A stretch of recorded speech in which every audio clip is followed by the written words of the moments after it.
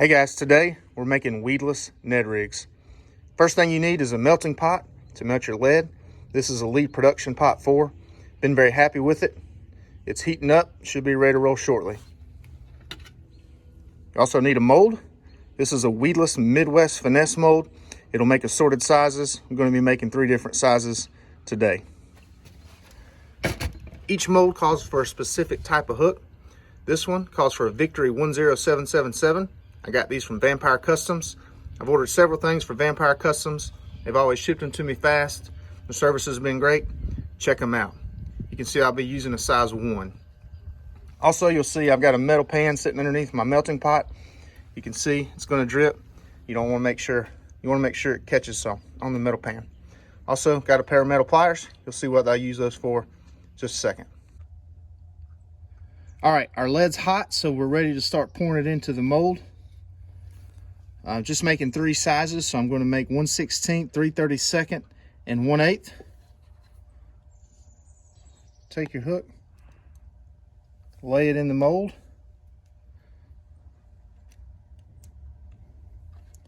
Guys, this is super simple and easy. All right, you see, I've got my hooks in the mold. I close it up.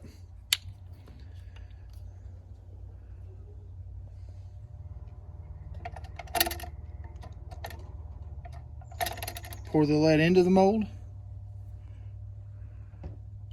Just let it cool for a minute. It doesn't take just a few seconds.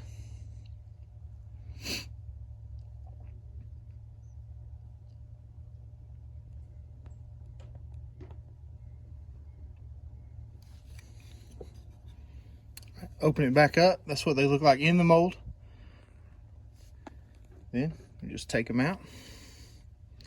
Sometimes they're a little tricky to get out. I always just lay mine out and keep them sorted by size.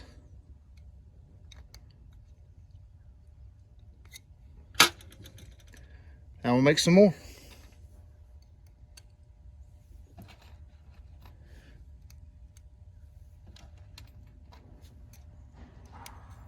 Ooh.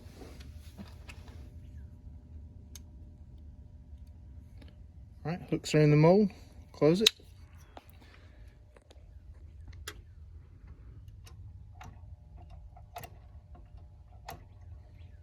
I really like this Lee production pot just with the handle. Makes it so much easier to pour the lead in. I don't have to try to hold it steady over it. Literally just pick the lever up, pours it in just the way it needs to. All right, this is what the jigs look like when they come out of the mold. You can see it's got the excess lead at the top, and we got to take that off. So this is where I use the pliers. I just grab the jig head with the pliers like so. I just push it back and forth a couple times. It pops right off. All right, now that we got all the excess lead removed, you'll see there's still a little piece there on the end.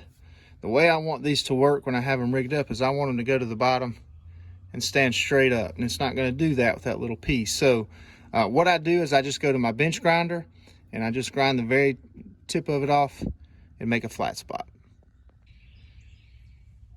All right, I got the excess lead ground off the top of them. You can see now, once that's ground off, it makes a little flat spot on top. And they stand straight up, just how I want them. All right, now that we've poured our jigs, now it's time to paint them. I use Protect powder paint. I have several different colors. I really like this stuff. It's real easy to use, as you're about to see. And it works well. So, all right, it's pretty simple. I have a heat gun.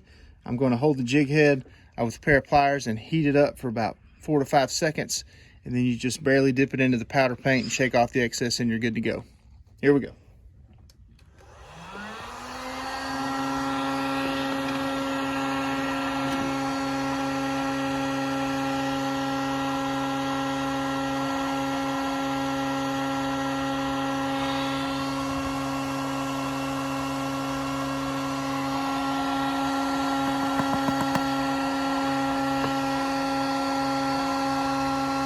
Let it cool off for just a few seconds. Sit it down on the pan. Do nothing.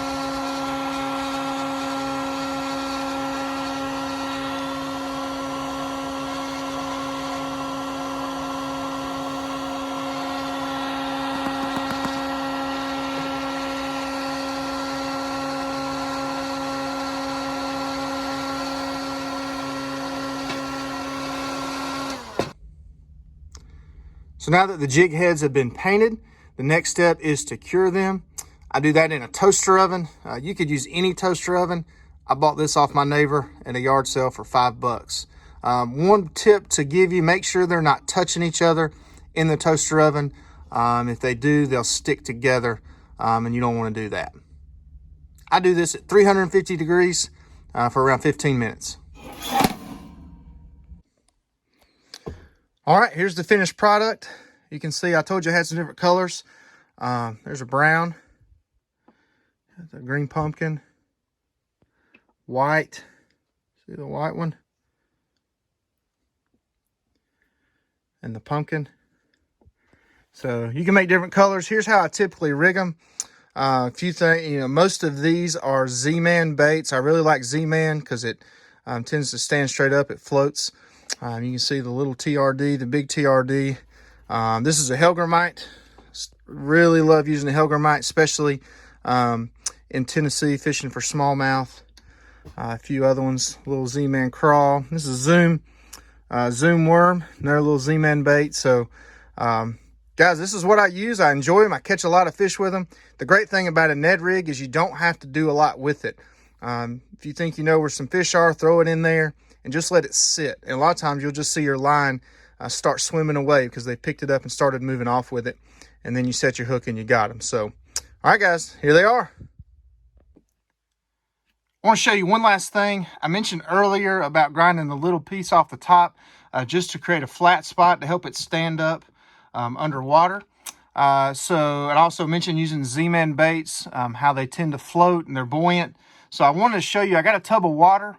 I'm going to drop some of these baits in and just show you what it would look like when they sink to the bottom. I think this makes it absolutely irresistible for the fish.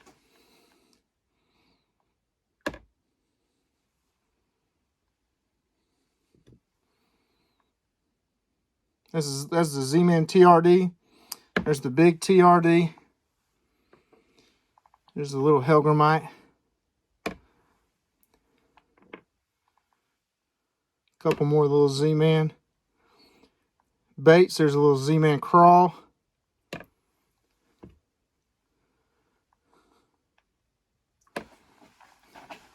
Guys, look at that. See him standing straight up. Fish can't resist it. Well, guys, there you have it. That's how I make my weedless Ned rigs. If you have any questions, comments, please make sure you go and comment below. I'd love to hear from you. Maybe you're doing this as well and you can give me some advice. I'm sure there's somebody out there doing it better than I am. So, guys, go and like below. Also, if you would, please like. And if you're not subscribed, please subscribe to the channel. Thanks for watching.